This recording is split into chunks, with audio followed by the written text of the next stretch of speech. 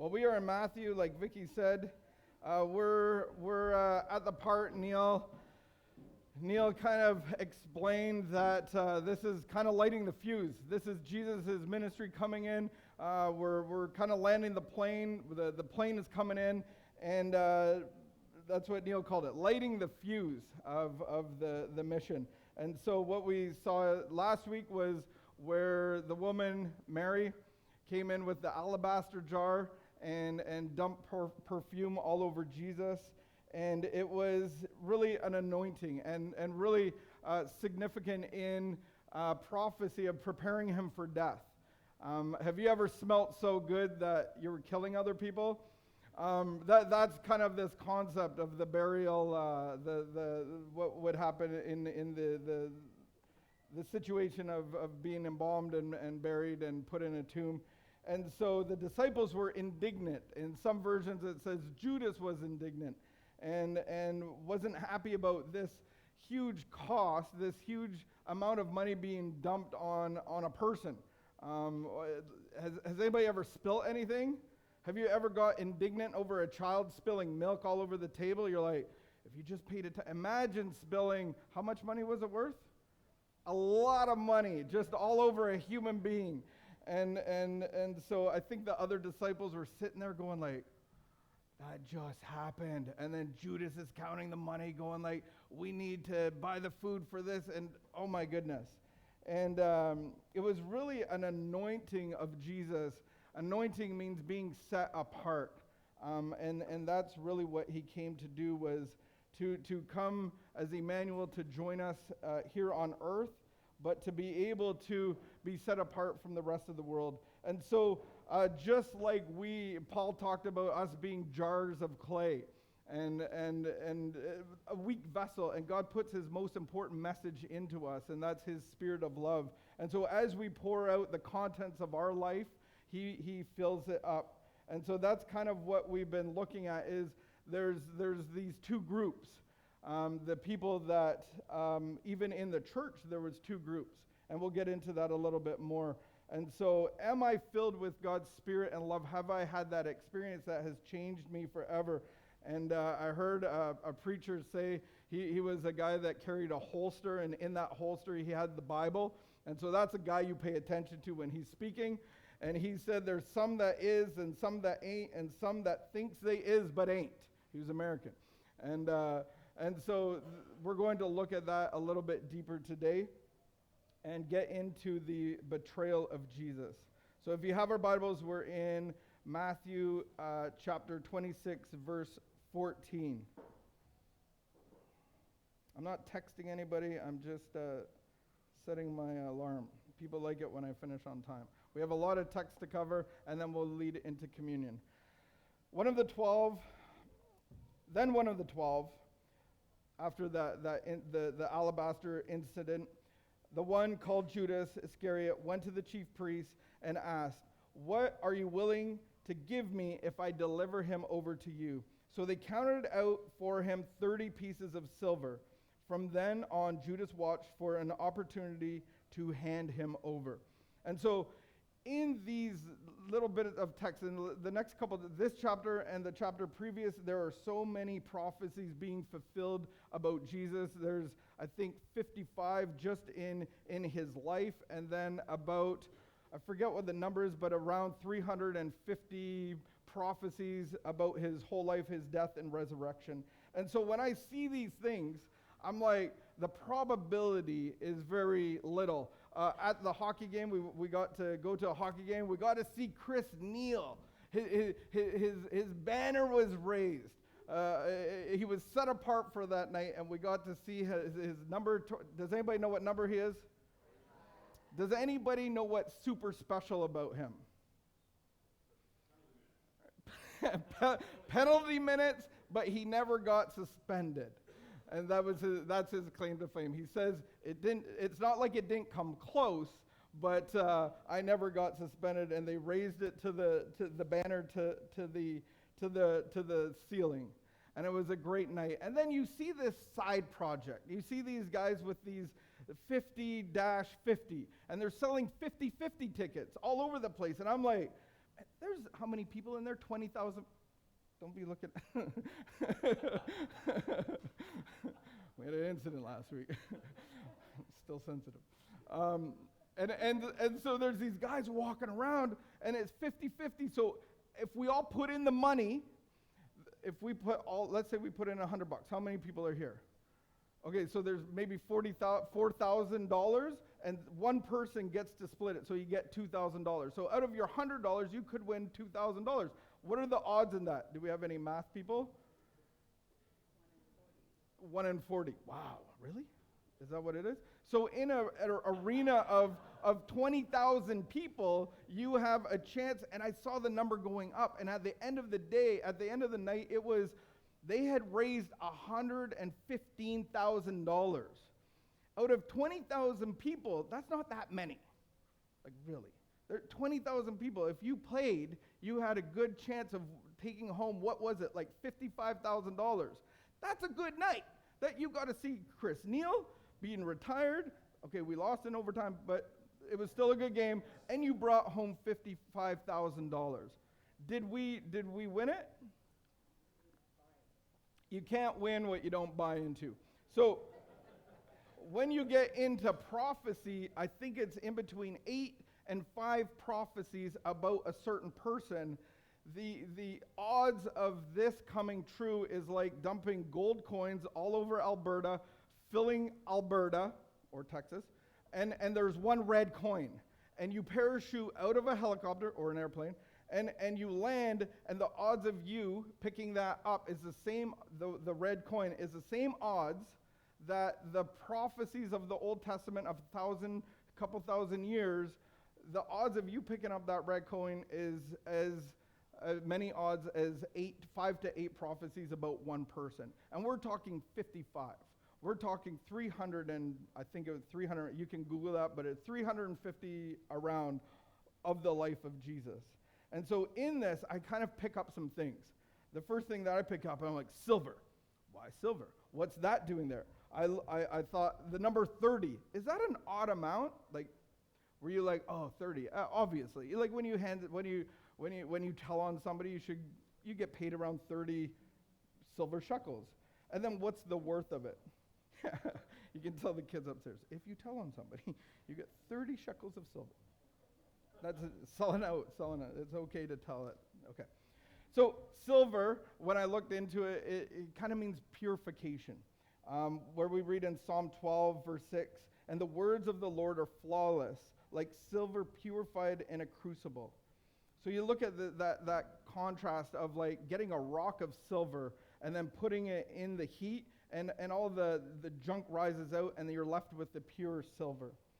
In Psalm 66, in verse 10, God tested us, you refined us like silver. And so you're seeing this, that maybe the symbolicness of what silver is. There's literally 400 plus examples of the use of silver because it was a common form of currency. It was used in a lot of stories. There's some spiritual significance, there's some cultural significance, and then it's just plain silver. So I don't really know what it means, but you can kind of formulate your own thoughts. Abraham purchased a burial site for 300 shekels of silver. I thought that was interesting. And then in the story of Joseph, where his brothers tried to kill him, he ended up going to Egypt, and he was kind of second in command. His whole family came. They didn't even recognize him, and he was messing with them. And he's like, I'm going to throw my silver cup into their bags of grain. And when they got home, the younger kid, Benjamin, pulls out the silver cup, and they're like, oh no, they're going to think we stole stuff. And so there's some interesting, significant things and maybe some cool stories in between. So silver kind of meaning and describing purification in the spiritual sense.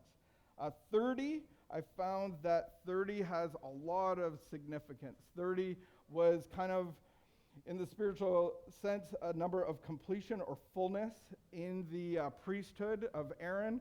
The priests were initiated and dedicated at 30 years old. You'll find that in the early books of Numbers.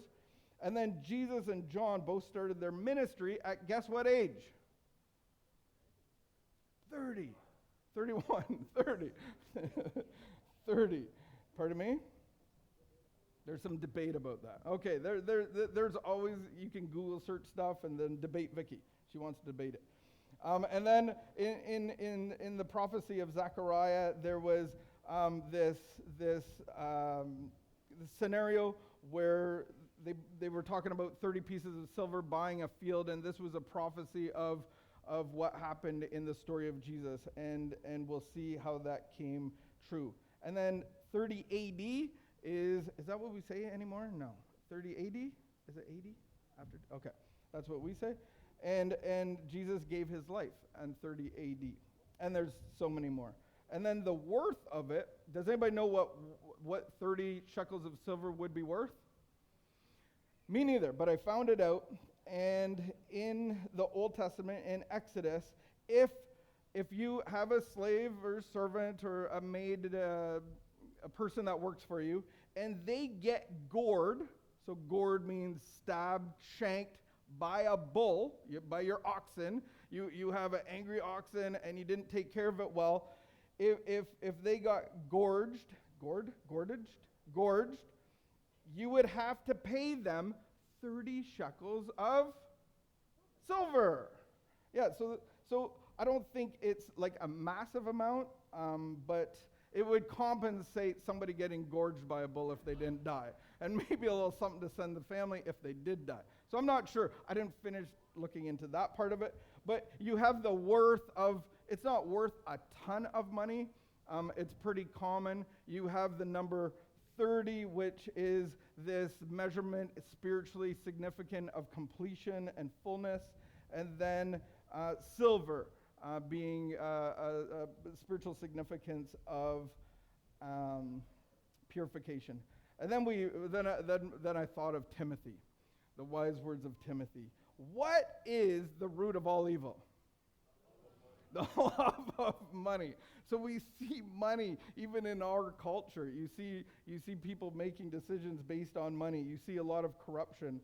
And so what I thought of, and if you have a pen and paper, there is paper here, there's pens in the back. What I want to do as I'm talking, I'm going to bring up some questions. I'm going to bring up some thoughts and questions that might challenge you and really to see where you are with these kind of things and this kind of thinking. So if you want to take a piece of paper, if you don't have one, as we get into communion, I want to just have a time of bringing my heart to God. And this is really what Sundays is all about, is bringing our hearts to God in worship. So one of the questions where I saw that is, what are my shortcuts? If I trade in Jesus, what can I get out of it? I trade my relationship with Jesus, what can I get out of it? Ooh, maybe I can have some more money, some pay increases. Maybe I have more freedom. Maybe I get better deals. And then another question is, what temptation does the world throw at me to give up my relationship with Jesus so I feel better? What are the instant rewards that are promised to me that actually make me feel better if I give up Jesus? And then it was recorded in John 6 because like Neil says, most of us don't, my name is personally John. It means gift of God. I didn't look up what Judas meant. Does anybody have the baby name of Judas? Can somebody find that out with their Googling? Find it out. So like Neil said, not everybody goes around naming their children Judas. He has a bad rap, and rightfully so. In the Gospel of John, he was actually recorded as a thief. And interesting enough, after this transaction, in the Gospel of Luke, it actually says, then Satan entered him. And so it kind of spoke to me about this authority, because if we look at our minds and we see these, we hear these Christian words of capture every thought, take hold of your thinking. Really, the enemy is always trying to get us to get into our minds and have mind control. And whispering and cheering us on and, yeah, you're being left out, all of these things. If you don't know what's coming at you, how do you hold every thought captive? And so if you're somebody that's been in LifeLab, you'll get to see these cast of characters that come in the form of fear. And they're whispering to you, and they're cheering you on, and they're booing you, and they're causing you to be put in motion. And so who has authority in your mind? And this is where you see the battleground. If you look at warfare, the enemy is always trying to catch the spies or other army guys, and they're trying to get into their minds, and they'll torture them, and they'll put them in cold, damp rooms and spray them with water and keep them up, sleep deprive them, food deprive them. They put on heavy metal music. Some of you are like I would never break. Or, okay, hip-hop. They put on rap, and you're tapping out. And they deprive you of food and strobe lights, and they're trying to get into your mind. And so we do that by giving up Jesus. We do that by giving up our authority in him. So here's another question. How do you leave your door open? And so I have a friend. She's not with us today. She is with us in spirit. She is with us physically. She is being at home with a child. And she comes from a lineage that they lock their doors. And so I had a kombucha brewery on their property, and I would be going in and out of the house and whatnot. And every time I left, the door would be locked. And I'm like, I'm literally 20 feet away. You don't have to be locking me out. I take it personally sometimes. So I got a key. So every time she locked the door, I got back in. How do we leave our back door open? You would never, most of us wouldn't go to bed, even in a good neighborhood. Most of us lock the doors at night. Most of us lock the windows. Do you lock your Wi-Fi? If you go on certain apps right now, and you can go a basic one, Instagram, I bet in 10 scrolls, you'll see a picture that you might not want to have seen. And so now you have little people at 5 years old, 8 years old, and they might be scrolling, and you're leaving your door open for the enemy. And what is that doing to the children? So where in your heart are you leaving the doors open?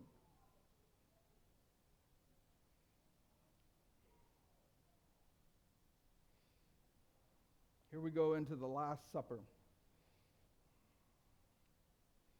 Matthew 26:17. On the first day of the festival of unleavened bread.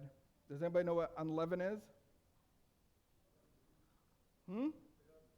Without yeast. No yeast. The disciples came to Jesus and asked, "Where do you want us to make preparations for you to eat the Passover?"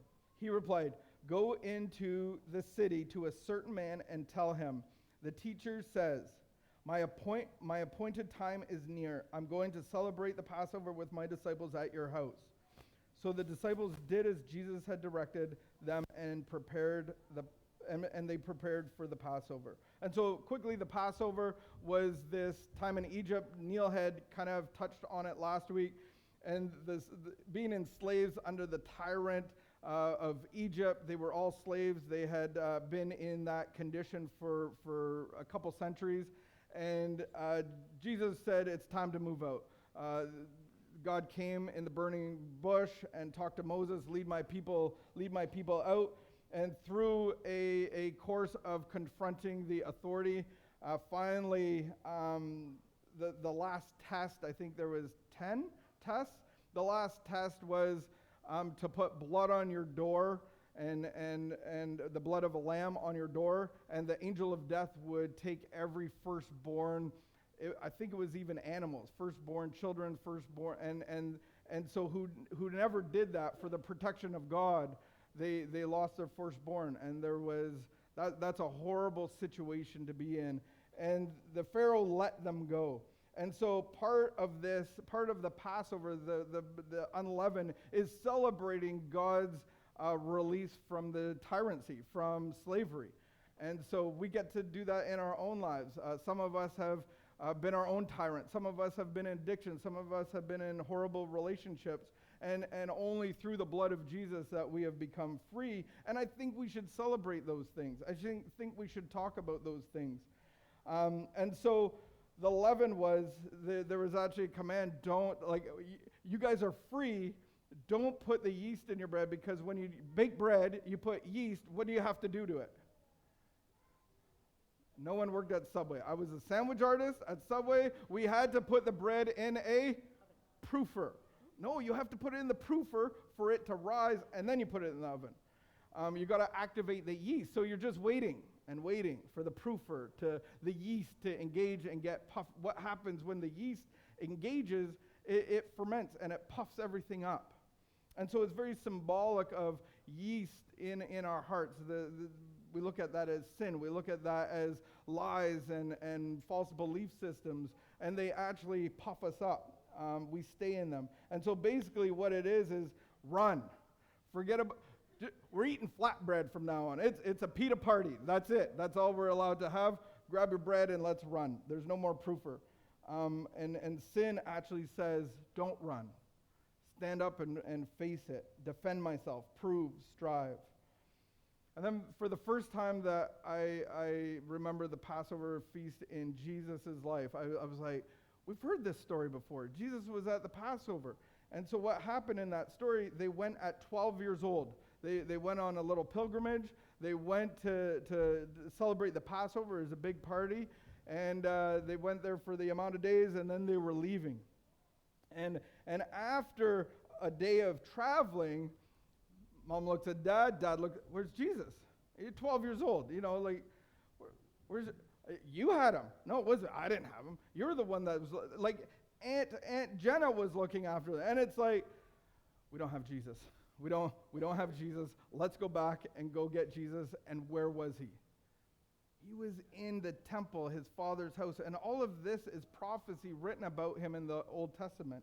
And so what I was thinking in our journey, in our pilgrimage, because this isn't our final resting place, where do I suppose Jesus is in the crowd and I leave and he's not there? Where in my life is that in my employment? Is that in my business dealings? Is that where do I do that in Jesus? Just supposing he's here, but he's not.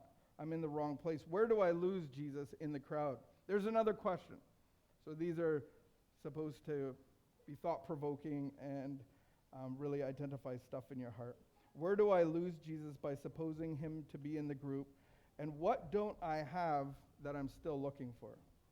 Has anybody lost a child? Whew, we lost a child at what museum was it? Things got intense. There was a lot of adrenaline. Yeah, it's not fun losing a kid in the crowd. And so is my heart panicked like that when I realize that Jesus isn't with me when I thought he was? Verse 26. Verse 20. When evening came, Jesus was reclining at the table, and while they were eating, he said, "Truly, I tell you, one of you will betray me." That's a great way to wreck the meal. Like, that's, okay, one of us is going to betray. I think betrayal is one of the worst characteristics. I think we can all be affected really deeply by it. And right here we see that there's two groups at the table. Before we saw the 10 maidens, and 5 of them had enough oil. They made it their life's goal to bring enough oil to get into the banquet, and 5 had to go and purchase more. Then there was the bags of gold. 2 guys invested, return ROI, return on their investment, and 1 didn't. And then we had the sheep and the goats.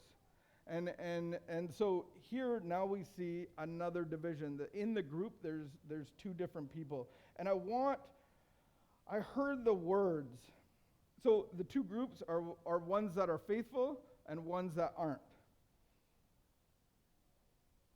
And then I hear the words that, I've been to jail a few times. And I remember a friend of mine saying, well, once he's down that road, he's always going to be down that road. And you hear that, once a cheater, always a cheater. You can't ever trust ever again. And I'm here to say that God can restore us back to faithfulness. God can restore us back to sanity. And there's a key to it, though. So let's read what the key is. Because I don't think we can, there's allowances to make mistakes.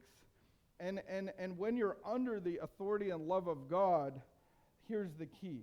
They were very sad.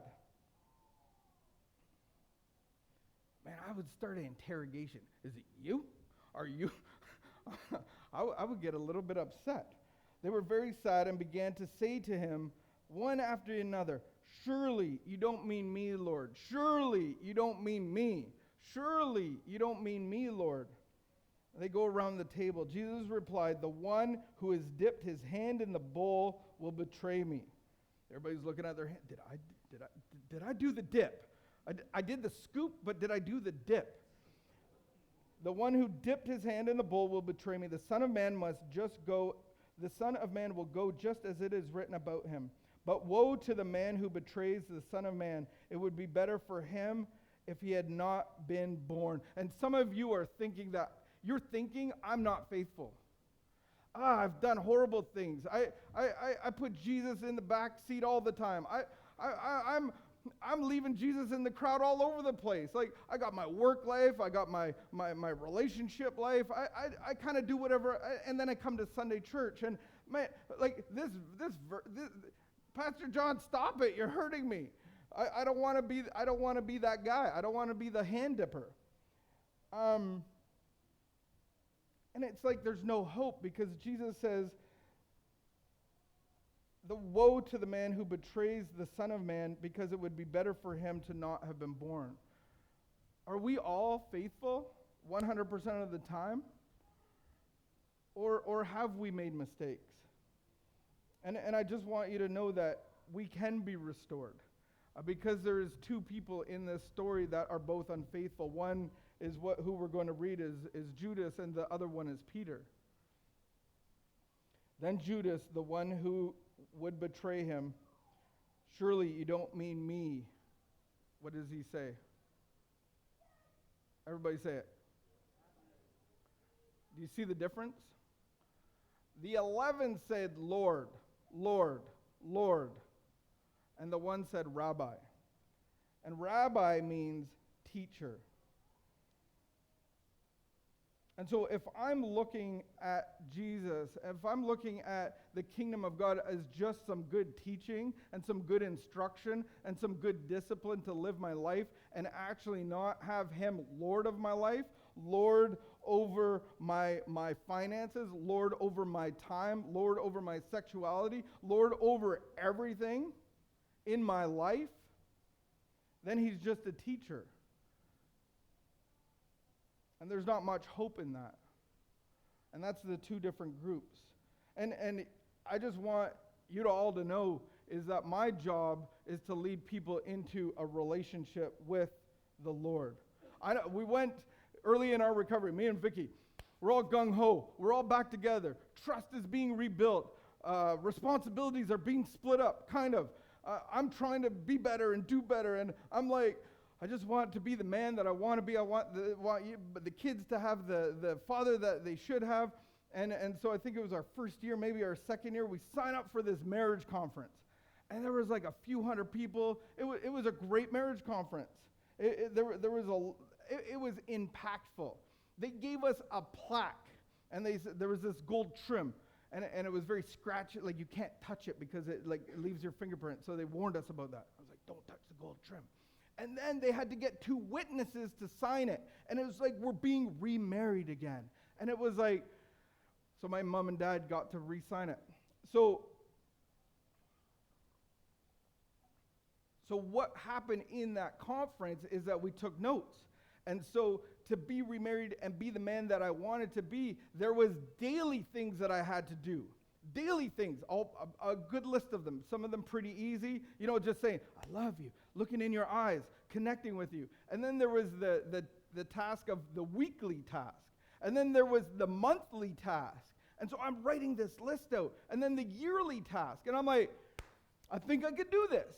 And it was in about 3 weeks. I'm like, I can't do any of this. This is dumb. Like, I'm failing. I'm full of guilt. I'm full of shame. And I turned into Judas because I have this list of things to do that I can't do, and now I'm not being faithful, and now I'm not the husband that you need because I failed at the list. And I can project my own spiritual journey on you, and especially you. Because if you were more like me, we would get along better. And if I could rebuild you and remodel you to not be so this and not so that we could have more intimacy and we could have more vulnerability. And we would be more in love. Because if you did these things differently, and not do these things because that gets in the way of our relationship. But the reality is it gets in the way of me. And I'm not here to remold you into me. I'm not here to remold you into what I like and my image. I want to lead you into a relationship with the remolder and the restorer and the rebuilder. And that's my job. And I think the church has to stop telling everybody what to do. Like, just stop it. Like, my job is to bring you into a relationship with Jesus. And he will solve, like, I don't have all the answers. I've been through some things. I don't even like sharing our marriage experience. It was a train wreck, but it all worked out. And that's what I say that's what I say to parenting. I'm like, my parents, oh, you guys were awesome. It all worked out. Yeah, well, I've been to jail 4 times. I got kids out of it. Like, I don't know. Like, it's not dependent on their parenting, but I don't really have good advice to give you. My advice is to have a relationship with Jesus and call him Lord. What's getting in the way of that? You are. With your beliefs, your values, the things that you're holding on to, the crowds that you're running into that Jesus isn't even a part of. And here we are, do this better. Oh, you're not doing your morning devotionals. Some of it's good. Some of it's good practices, like changing your oil in the car. I know people that have got new cars. Like, I got a boat way back, and I had this little 9 horsepower motor. I didn't know you had to change the oil in it. Like, I didn't know you had to change the transmission oil. That cost me $900. A bottle of oil is literally like $4. It cost me $900 to rebuild the transmission on it. Oh, I wish somebody had taught me something. But we can get stuck into, if you do these things, you're going to be a better child of God. You're going to have a better relationship. And I think that our job just needs to be igniting the flame and the passion through the results of my life and my relationship with Jesus. That I have been resurrected from the dead, and I'm still shedding stuff. Like, I have Post-it notes on me, and I'm still on this journey. And Jesus is still improving and growing my spiritual spirit. Like, we just went through like this huge healing thing together as a couple at LL. Like, there are things that we keep doing to grow, but we don't have a list of things to make our marriage better. Like, do we?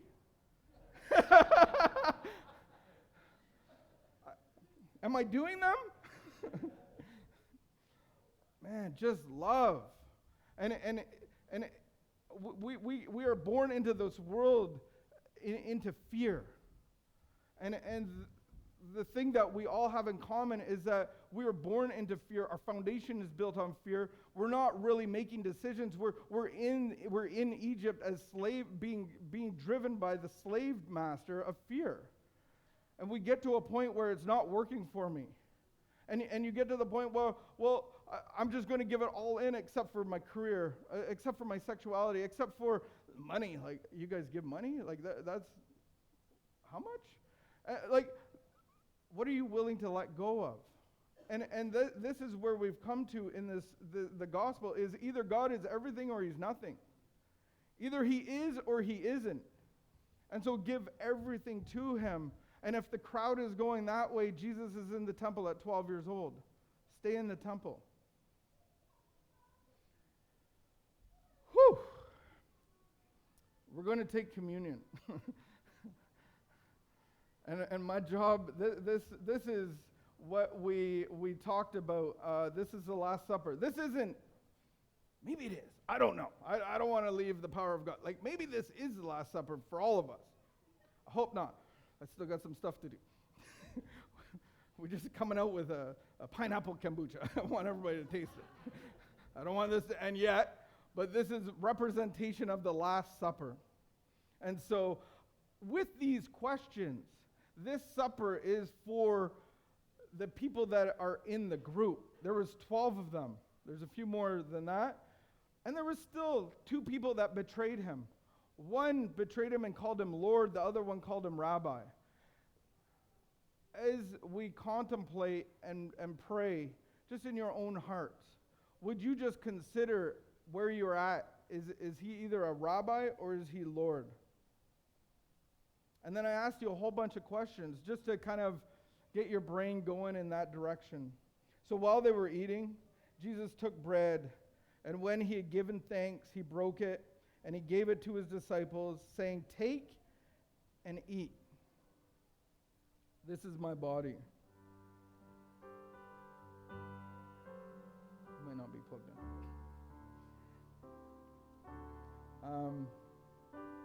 Then they took the cup, and when he had given thanks, he gave it to them, saying, "Drink from it, all of you.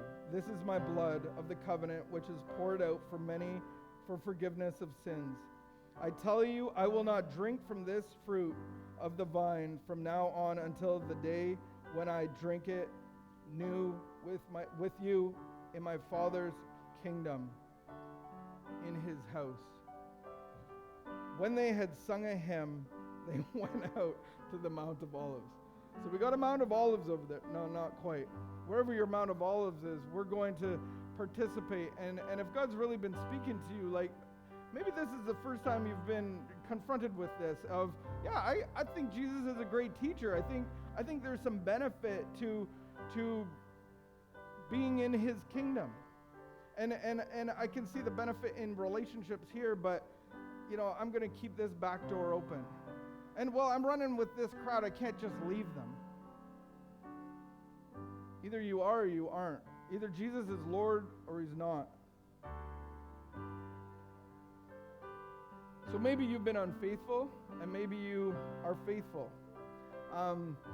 We can all come to the table and participate and recognize and celebrate that Jesus has taken away the tyranny, and only in here can it be rebuilt.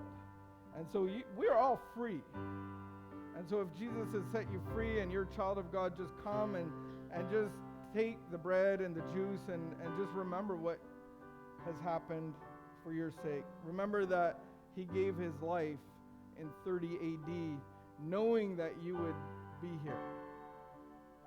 And we get to celebrate that. And if you're here and you're unfaithful, would you just do a simple prayer? Like, it doesn't need to be a long, drawn-out thing. Like, Jesus resurrected people from the dead with, "Get up, daughter. Pick up your mat and walk." I think he can hear your prayer of like, I want to be faithful. I want to participate as a child of God. Yeah. And you can just pray to yourself. You don't need pastor, whoever, and priest. What's his name? You can just pray it to yourself. Jesus, I want to recognize you as Lord of my life. I want to give everything and everyone to you. I want to stop playing God. I want to just stop and let go of everything. And just ask God to forgive you. Forgive my unfaithfulness. And just come and participate as God's children together.